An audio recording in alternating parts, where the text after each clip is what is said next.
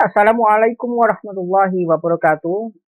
Kali ini kita berjumpa lagi di dalam video tutorial serial metodologi penelitian untuk membahas tentang persamaan regresi dan uji determinasi. Di dalam sebuah penelitian kuantitatif dengan model regresi, kita tentu akan melihat bagaimana persamaan regresi seperti ini. Di dalam persamaan regresi, tentu biasanya dituliskan seperti ini ya. Ini regresi linear sederhana. Y sama dengan A plus beta X plus epsilon atau plus E. Ya, ini adalah Bx, ini adalah apabila X-nya hanya 1. Tetapi apabila regresi berganda, multiple regression, itu X-nya lebih daripada 1, maka Y sama dengan alfa. Alfa ini adalah konstanta. Ya. Plus beta 1 X1. Berarti ini konstanta daripada X1. Atau kalau kita melihat koefisien estimasi. Sorry. Kalau konstanta ini adalah koefisien estimasi dari X1. Ditambah beta 2x2 ditambah beta n xn, artinya adalah beta ke berapa dan dari x ke berapa. Artinya kalau misalkan kemarin itu adalah kita membahas tentang kepuasan pelanggan ya, pengaruh bauran pemasaran terhadap kepuasan pelanggan, dan bauran pemasaran itu ada x1 sampai dengan ya x4 ya. Maka B1 X1 plus B2 X2 plus B3 X3 plus B4 X4 plus E atau epsilon. Ini adalah persamaan yang memang sudah baku dari regresi demikian. Ya. Nah, apabila kita melihat persamaan regresi tersebut, ya, maka kita akan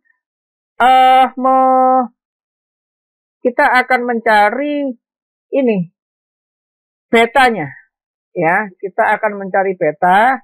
Apa itu beta? Kalau kita melihat bahwa mohon maaf ya, kalau kita mencari apa itu beta, ini adalah koefisien estimasinya. Itu yang harus kita cari di dalam proses regresi, persamaan regresi. Maka di dalam penelitian itu kita harus mencari konstanta dan persamaan regresinya. Ya, konstantanya berapa itu harus dicari. Ya, kemudian koefisien estimasinya berapa itu harus dicari. Dan ini bisa dicari dengan menggunakan SPSS. Kalau kita melihat untuk alat kita yaitu SPSS. Nah, versi berapa? Nah, kebetulan pas yang kemarin saudara download itu ada versi 26 atau 25 ya, versi trial enggak boleh, Bapak. Tapi kalau versi ke bawah ada versi 15, versi 14 ya monggo, silakan. SPSS versi berapapun ya. Insya Allah bisa untuk koefisien determinasi ini. Oke. Kemudian kalau kita melihat contoh ini ya, ini hanya sekedar contoh saja. Kalau kita melihat persamaan regresi. Nah, kita contohnya aja regresi linear berganda dengan N100. Nah, ini kebetulan yang tercapture hanya sampai 19 sampai 25. Ini katakanlah N-nya 100 ya. X1, X2, dan X3. Berarti ini termasuk apa? Termasuk multiple regression. Karena X-nya lebih dari 1. Dan Y, variabel dependent-nya. Nah, kalau kita melihat, maka kita akan menghitung konstanta dan koefisien determinasi seperti ini ya. Di SPSS kita masukkan dulu ke variabel view, kemudian kita masukkan data view-nya ya, kemudian kita klik regression. Di sini ada analyze ya, jangan lupa ini analyze, kemudian ini regression, kemudian masuk ke linear ya, masuk ke linear. Kemudian setelah itu, nah coba jangan lupa di sini kita masukkan untuk dependennya Y, kinerja, ya. Untuk independennya ada motivasi, stres, dan beban kerja, dan metodenya enter. Ya, kemudian kita tidak tekan ini semuanya, karena kalau uji asumsi klasik ada tekan ini ya. Kalau misalkan heteroskedastisitas atau mungkin yang normalitas itu bisa tekan plot, ya. Tapi kalau ini kita harus hapuskan, juga statistik ini kita hilangkan, dan langsung aja kita oke, ya. Kita oke, dan muncullah seperti ini. Nah, coba saudara lihat ini, dependent variable, koefisien A, ya. Nah, ini ada konstan. Konstan ini artinya alfa, ya. Ini konstanta ini adalah alfa. Jadi alfanya adalah 26,081. Maknanya apa ini? Maknanya adalah untuk variabel dependennya tadi apa tadi? Dependennya tadi adalah apa ini ya? Kinerja, ya. Berarti kalau kita melihat untuk variabel kinerja, ya, itu memiliki nilai 26,081. Tatkala dia berdiri sendiri, belum dipengaruhi oleh motivasi, stres, dan beban kerja. Jadi nilai kinerja ini secara hakikatnya adalah 26,081. Ya, ini 26 titik ini artinya koma 081. Kemudian X1 yaitu motivasi, ini artinya alfa, ya, ditambah beta 1 X1. Nah, ini kenapa kok ada minus? Bentar, ya. Ini kenapa kok ada minus? Kita cek dulu sebentar. Oke. Bisa pennya dulu. Nah, kalau kita melihat, ya, ini motivasi min 0,123, ya. Ini kalau kita tulis adalah minus 0,123 X1. Ya, ini memang di depan koma itu tidak ditulis. Ya, kecuali ada angkanya 1, maka ditulis 1. Kalau 0, dia nggak ditulis 0-nya. Nah, maka 0,123. Artinya apa? Kok ada tanda minus? Ini artinya adalah terpengaruh terbalik. Ya, mempengaruhi secara terbalik. Artinya, tatkala 1%, ya, dari motivasi kerja itu akan menurunkan kinerja. Nah, ya, ini bukan data real, ya, bukan data real. Jadi saudara jangan kalau gitu teorinya nggak bener. Jangan, ini bukan data real. Tapi sekali lagi ini adalah untuk menunjukkan saja. Jadi bahwa 1% daripada kinerja, daripada motivasi, ya, itu menurunkan 0,123 dari kinerjanya. Jadi apabila 1% motivasi, ya, itu ditambahkan, ya, maka kinerjanya akan turun sebesar 12,3%. Ya, kalau persen berarti 12,3%. Jadi kalau ini konstantanya berapa? 26,081, ya, persen. Kalau ini kan 0,123 artinya adalah 12,3%. Jadi kalau misalkan motivasi ditambah 1%, kinerjanya turun. Kinerjanya justru turun 12,3%. Ya. Lalu kemudian stres. Stres artinya adalah minus 0,052 X2, artinya tatkala karyawan itu ditambahkan stresnya, ya, tambahkan stresnya, maka kinerjanya akan turun sebesar 5,2%. Jadi kalau stresnya ditambah, kinerjanya justru turun 5,2%. Nah, sedangkan beban kerja itu adalah 0,08 X3. Artinya adalah tatkala 1% ditambahkan beban kerja, jadi karyawan itu ditambah beban kerjanya 1%, maka kinerjanya itu bisa meningkat dari 26,081 meningkat ya, ditingkatkan 6,8% ya. Jadi tinggal nambah 26,081 ditambah 6,8%. Nah, ini. Jadi 1% itu meningkatkan 6,8% kinerjanya. Jadi kalau beban kerja ditambah malah senangnya.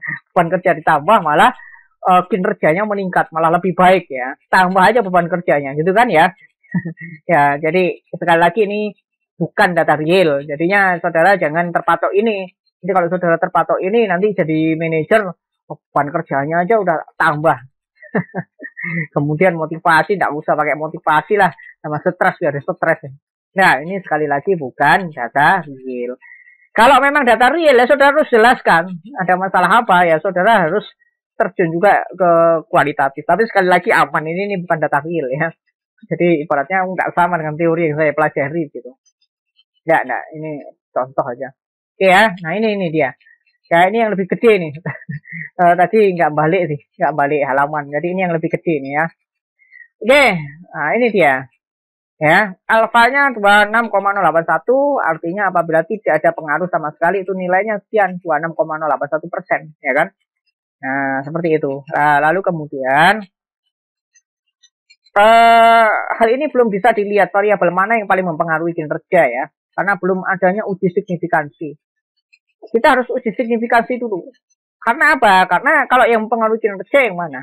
Kalau kita lihat, kalau yang mempengaruhi kinerja, apakah itu kalau yang gede-gedean, ya ini apa namanya B1, yang gede-gedean loh ya.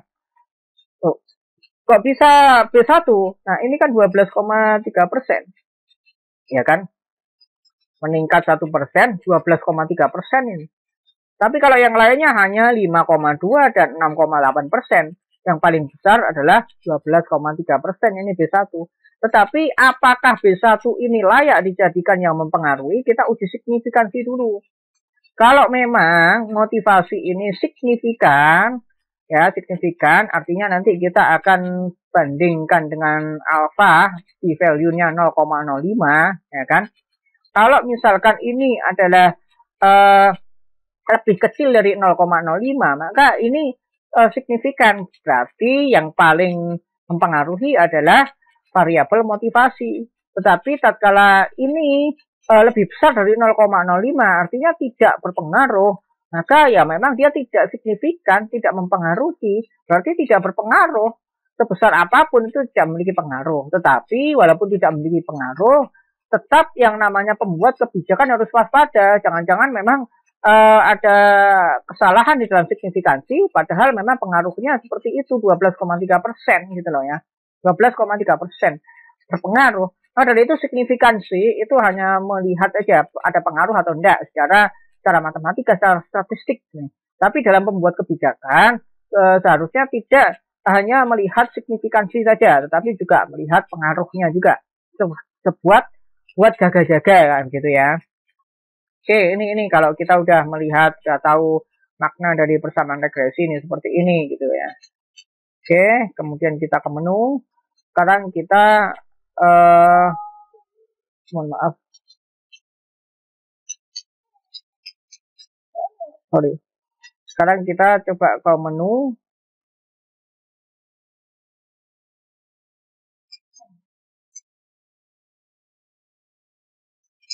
Oke. Nah, sekarang adalah uji determinasi. Uji determinasi itu melihat seberapa besar gitu ya. Untuk melihat variabel bebas yang diteliti itu kuat pengaruhnya seberapa gitu. Oke ya, gini. Uji determinasi dilakukan untuk melihat seberapa kuat pengaruh variabel bebas yang diteliti terhadap variabel terikatnya. Ya, secara variabel bebas artinya tatkala saudara membahas tentang variabel bebas itu dari seluruh variabel bebas itu yang mempengaruhi berapa persen dan yang tidak dibahas itu berapa persen gitu ya. Nah, maka dari itu begini. Kalau membaca tatkala misalkan kita lihat peneliti biasanya membaca hasil uji determinasi dengan R-square. Nah, memang begini. Kalau kita melihat ini berapa R-square-nya? 0,021. Ya, maka di sini adalah 2,1%. Artinya apa? Artinya kinerja dipengaruhi oleh motivasi kerja, stres, dan apa tadi, beban kerja itu sebesar 2,1%. Jadi kinerja itu dipengaruhi oleh 3 variabel yang saudara bahas, itu 2,1% pengaruhnya itu. Sedangkan ya yang lainnya, itu yang lainnya berarti 100% kurangi ini, nah minus gitu ya. Nah ini bagaimana gitu. Oke, katakanlah kita tadi kan bukan data real, makanya itu kelihatan bukan data real gitu. Kalau misalkan ada data real seperti ini ya, katakanlah model R square-nya adalah katakanlah 0,53 ya. Katakanlah adjusted R square-nya katakanlah 0, katakanlah 50 ya. Maka ini R square, ini maksudnya apa? Dan R adjusted square ya, ini maksudnya apa? 0,53 itu tadi sudah dijelaskan bahwa variabel kinerja, variabel motivasi, stres, dan beban kerja itu mempengaruhi kinerja yang saudara bahas itu sebesar 53%. Sedangkan ya, kalau kita melihat 100% dikurangi 53 berarti ada 47%. Ada 47% yang dia itu ada 47% yang tidak dibahas dalam penelitian, itu yang ikut mempengaruhi. Jadi mungkin ada variabel apalah gitu ya. Variabel apalah itu 47% mempengaruhi. Sedangkan yang saudara bahas itu 53%. Nah, pertanyaannya adalah kapan kita menggunakan R square dan kapan kita menggunakan adjusted R square. Kalau misalkan saudara penelitiannya adalah ingin menggambarkan populasi secara keseluruhan dari sampel yang diambil, maka saudara menggunakan adjusted R square. Tetapi kalau saudara hanya menggambarkan sampelnya ini aja, maka saudara menggunakan R square. Contoh. Dari katakanlah saudara ingin meneliti tentang ya ini pengaruh motivasi, stres, dan beban kerja pada PT DEF ya, pada PT DEF. Pada dari sekian ribu karyawan saudara ngambil katakanlah 500 sekian atau katakanlah 300 ambil. Nah, dari 300 orang, saudaranya ingin meneliti 300 orang ini karakteristiknya gimana sih dari 300 orang ini, gitu kan? Maka saudara menggunakan R square. Tetapi tatkala saudara ingin seperti ini, pengaruh antara budaya kerja, perilaku, dan etika kerja terhadap kinerja pada masyarakat Kelurahan Mangunharjo, katakanlah Mangunharjo ya, ini ilusi aja ya, Mangunharjo lah di mana gitu ya. Kemudian saudara dari masyarakat Mangunharjo itu ada sekitar, katakanlah ini pakai random sampling aja lah ya, nggak ada cluster-clusteran, katakanlah misalkan sekitar 10.000 orang, saudara ngambilnya 5.000.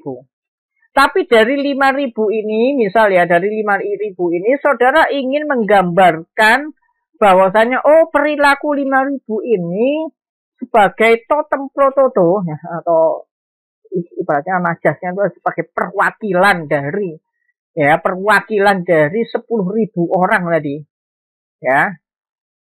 5.000 orang itu sebagai perwakilan dari 10.000 orang tadi untuk menggambarkan 10.000 orang ini. Katakanlah bahwasanya katakanlah misalkan bahwasanya etika kerja berpengaruh sebesar katakanlah 23%. Ya, bisa meningkatkan pengaruhnya 23% dari kinerja mereka. Nah, saudara ngomong seperti itu, saudara ingin mengklaimkan juga kepada 10.000 orang. Maka saudara pakai adjusted R square. Adjusted R square artinya bahwasanya yang ini adalah 50% ya variabel motivasi, stres, dan beban kerja pada satu perusahaan DEF itu ya itu adalah sebesar 50%. Bahwasanya variabel yang saudara bahas ini loh, tatkala ini dikejewantahkan, digambarkan untuk seluruh karyawan PT DEF itu sebesar 50%. Walaupun saudara ngambil sampel. Ya. Sedangkan 50%-nya lagi dipengaruhi oleh variabel yang lainnya, ya kan? Oke. Kalau kita lihat bahwasanya di sini ada problematika nih. Ini kok minus kenapa? Nah, ini minus berarti datanya fake. Tapi kadang-kadang data nggak fake pun juga minus gitu ya. Oke, penambahan satu variabel akan berdampak besar pada penambahan R square. Nah, ini satu variabelnya itu akan menambah ini ya. Jadi menyebabkan hasil penelitian bias. Peneliti terkadang ingin meyakinkan pembaca bahwa variabel bebasnya memiliki pengaruh yang tinggi terhadap variabel terikat. Ini kadang makso peneliti. Maksonya gimana? Ya itu tadi. Jadi ngubah data realnya saudara ubah, data realnya saudara ganti-ganti. Ya kan? Saudara datang ke pakar matematika atau statistika, Pak, tolong ganti ini, Pak. Agar gimana kalau pokoknya hipotesis saya diterima. Artinya hipotesis A-nya itu diterima, yang ditolak HO-nya. Jangan sampai HO-nya yang diterima. Musibah bagi saya. Oh, ini kesalahan pikir peneliti. Jadi peneliti itu memaparkan apa adanya. Kalau hipotesis saudara itu ditolak, ya berarti itu hasil penelitiannya. Pokoknya yang penting saudara jujur, metodologinya benar, ya kan? Terus kemudian saudara langkah-langkahnya juga betul, masalah hasil itu paparkan apa adanya. Memang di lapangan kadang seperti itu. Nah, kalau ini kan datanya fake memang, datanya palsu. Kalau andaikan data ini benar, ya maka paparkan gitu loh. Ya kan? Tetapi kalau data benar nggak mungkin minus deh ya gitu ya. Jadi sehingga peneliti yang kurang jujur bisa menambah satu variabel dengan angka acak sesuai dengan ring data yang sudah ada tanpa kembali mengambil data di lapangan. Nah ini, waduh ini kok kecil sekali. Katakanlah ini nggak minus ya, katakanlah ini 0, katakanlah ini 0,21, berarti 21%. Adjustednya katakanlah 15. Kok kecil sekali? Saya ingin bisa sampai 50% atau bahkan 70%. Saudara menambah lagi variabel. X1, X2, X3 tambah lagi X4 apalah secara teorinya apa, saudara acak. Jadi bukan data lapangan, bukan data real. Ya kan? Nah, guna mencegah hal itu maka difungsikan adjusted R square. Nah, jadi kelihatan nih. Ya, di mana menambah satu variabel dengan data acak tidak menambah secara signifikan dari gambaran pengaruh variabel bebas terhadap variabel terikatnya. Sehingga perbaikan dari determinan adalah tetap menambah variabel berdasarkan teori dan data di lapangan. Ini kan saudara lihat. Wah, ini R square nih. R square-nya 0,021. Ya, kalau 0,021 berarti 2,1%, Pak. 2,1% mempengaruhi. Oh iya, berarti saudara sudah bangga nih. 2,1% mempengaruhi, ada pengaruhnya. Tapi lihat adjusted R square-nya. Kok minus? Jangan-jangan saudara ngawur ini datanya ya. Jujur akhirnya aku. Iya Pak, saya nambah satu variabel, kemudian saya ngacak sendiri. Nah, aslinya kalau asli nggak mungkin beginilah, apalagi pakai skala Likert dan benar, ya kan? Oke. Oke, kita next. Nah, hasil R square di atas adalah 2,10, ya kan? Nah, kalau adjusted R square-nya minus, nah, gitu ya. Kenapa kok bisa minus? Variabel terlalu banyak. Maka dari itu begini loh. Kalau saudara sesuai dengan teori untuk regresi, nggak usah. Kalau katakanlah misalkan pengaruh kinerja, ya, kinerjanya mempengaruhi apa aja? Kinerja itu kan terikat. Yang bebasnya apa aja? Bauran pemasaran masuk, dan segmentasi pasarnya masuk, kemudian variabel-variabel yang kadang-kadang secara teori nggak masuk, dimasuk-masukkan. Artinya apa? Otak-atik gaduh, ya kan? Artinya variabelnya sampai X10, X20. Nah, ini terlalu banyak. Ya, Kalau teorinya bauran pemasaran, ambil aja bauran pemasaran yang 4 ya. Bauran pemasaran sama apalah gitu. X1, X2. Kemudian kan yang bauran pemasaran, produk, press, place, promotion, ya, physical evidence, proses, pelayanan itu mungkin ambil aja sebagai dimensinya kan gitu. Lalu kemudian data observasi terlalu sedikit. Sudah variabelnya 10, yang diobservasi hanya 20 orang. Nah, yang diobservasi hanya katakanlah 70 orang gitu. Kurang ya. Dan modelnya kurang bagus. Nah, ingat ya, model selama itu adalah saudara itu regresi. SEM, structural equation model, itu harus berdasarkan teori yang baku, yang pas. Regresi, SEM. Kecuali kalau PLS, boleh. Partial square. Silahkan. Kalau misalkan teorinya lemah, atau mungkin saudara mau otak-atik gatuk, silahkan pakai PLS. Itu bisa dibuktikan. Tetapi kalau regresi, jangan sekali-kali ambil di luar teori. Nanti terjadinya ya seperti ini, gitu ya.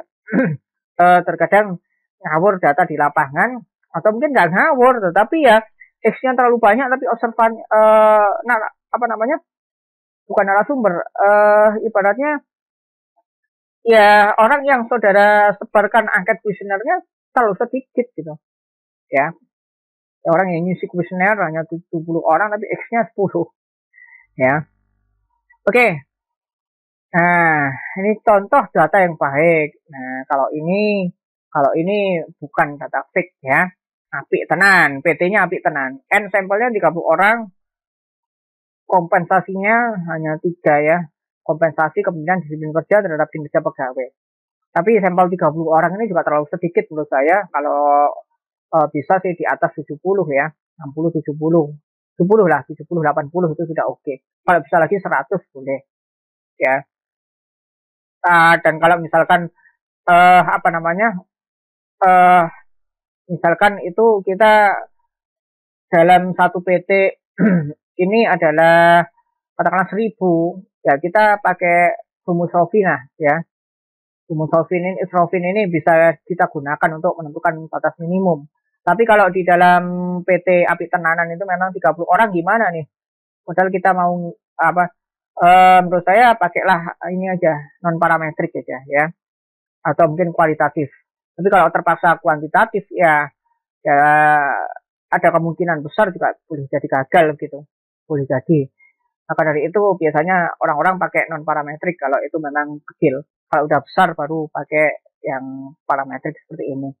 Jadi ini ada contoh aja ya, contoh data seperti ini diambil 30, kemudian kita proses. Setelah kita proses kita lihat nih. Nah, R-nya gede nih ya. Begini, kalau kita lihat kalau misalkan ini kan 30 orang, ini adalah populasi. Dia memang populasi. Dia bukan sampel. Maka yang digunakan yang mana? Apakah R square? Ya, apakah adjusted R square? Kalau memang populasi, saudara mengambil sebuah populasi, maka ambillah adjusted R square. Karena saudara hanya mengambil sampel sama dengan populasi atau populasi sampel. Jadi ini ambil aja ya. Kalau memang saudara ngambil sampel dan tidak ingin menyebarkan populasi, saudara ambil R square-nya. Ya. Ketiga variabel bebas mempengaruhi variabel terikat sebesar 64,40%, sedangkan 60,3% bila dilihat dari adjusted R square-nya. Ya, kalau ini kan 64,4%, jadi 60,3%. Jadi secara populasi ini sekian 60,3 ya. Sedangkan variabel lain mempengaruhi sebesar 35,6 kalau R square-nya. Kalau adjusted R square adalah 39,7. Itu ada variabel-variabel yang lain yang tidak saudara bahas. Itu mempengaruhi sebesar 39,7. Jadi yang saudara bahas, variabel yang saudara bahas, variabel bebas yang saudara bahas, itu mempengaruhi kinerja sebesar 60,3%. Ya. Karena ini populasi kan, 60,3% itu mempengaruhi. Jadi sedangkan 39,7% itu dipengaruhi oleh variabel yang lain yang tidak saudara bahas. Itu makna dari uji determinasi. Baik, demikian yang bisa saya sampaikan. Apabila ada kebingungan, kita diskusi di kelas juga. Termasuk juga kemarin untuk prakteknya kita masih belum ke heteroskedastisitas uji Glasser ya, dan juga uji autokorelasi Durbin-Glasser. Kita juga ada juga sedikit pesan dari saya kemarin yang belum saya sampaikan adalah masalah linearitas. Karena linearitas hanya kita mempresentasikan satu hasil saja, yang itu adalah simple regression. Kalau multiple regression bagaimana? Nah, itu yang belum saya sampaikan. Jadi kemudian kemarin juga ada sedikit kesalahan pembacaan dari hasil p-value-nya, bahwa kemarin itu titik sekian itu saya baca 1, padahal 0, ya. Itu kemudian juga ada kalau yang lain udah nggak ada koreksi ya. Kalau khusus linearitas memang harus lebih besar dari 0,05, atau kalau menggunakan linearitas adalah menggunakan F-tabel, berarti F-tabelnya HF hitungnya harus lebih kecil daripada F-tabel.